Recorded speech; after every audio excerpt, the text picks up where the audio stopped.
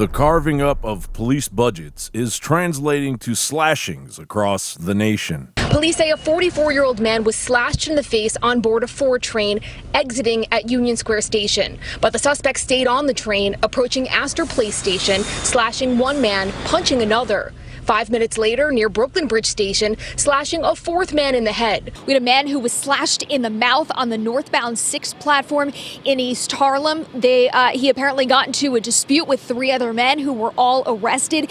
And yesterday, a tourist was stabbed with a screwdriver. Police believe that this man attacked 4 people in a 24-hour rampage, leaving a trail of blood on the A train. And investigators believe he attacked his victims with this knife.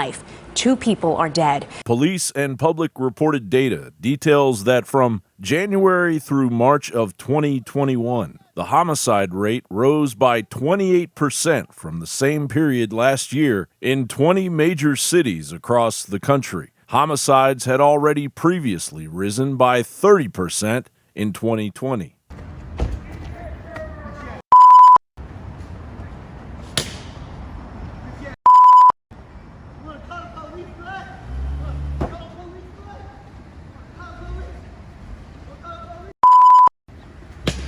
We were tear-gassed marching for justice in our own communities. The white supremacist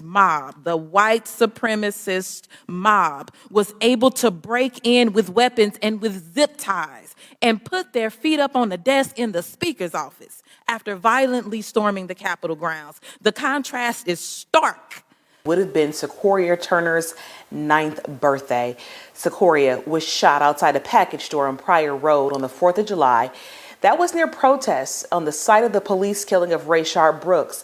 Sequoia's family is suing the city, arguing it failed to keep people safe. Vast majority of BLM protests, they were peaceful. 93%, according to an ACLED report last year.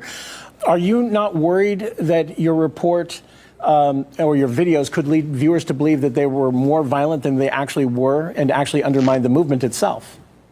Yeah, well, how much money and damages did they cause last year? What's that figure? What's that number? Do you have that on hand? Actually, I don't. Yeah, it's over $2 billion, okay? So they claim that it's this minority in the country that is really doing a little bit of damage. They're really just slandering and swiping the entire movement, when in reality, they're causing over $2 billion in insurance damage in the United States of America. That is widespread. And not only are that just white-owned businesses that they claim to be fighting against. Those are minority-owned businesses. Those are also black-owned businesses, because this movement, Black Lives Matter, is a self-proclaimed Marxist organization that is hiding behind the color of their skin, and they want to dismantle the United States of America. That's all you hear at these protests. Even when they're not committing mass violence, that is literally what they're preaching. While Minneapolis, inundated with BLM and Antifa occupation, saw homicides jump 46% after the city council cut the police department's budget by more than $9 million. Cities that followed the Marxist demand to dramatically defund police department budgets saw homicides rise as high as 68%, and they already regret it. In the city, we had 261 homicides.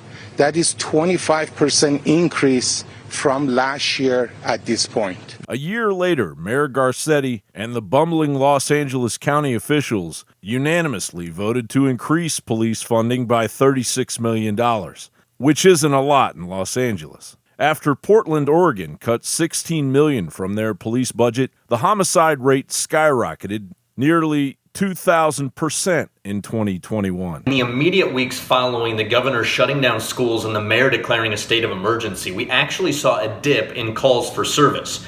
That's not the case anymore. We've seen an increase in shots fired and disturbance calls, but perhaps nothing more dramatic than the increase in commercial burglaries. Portland's defunding its police department may have backfired.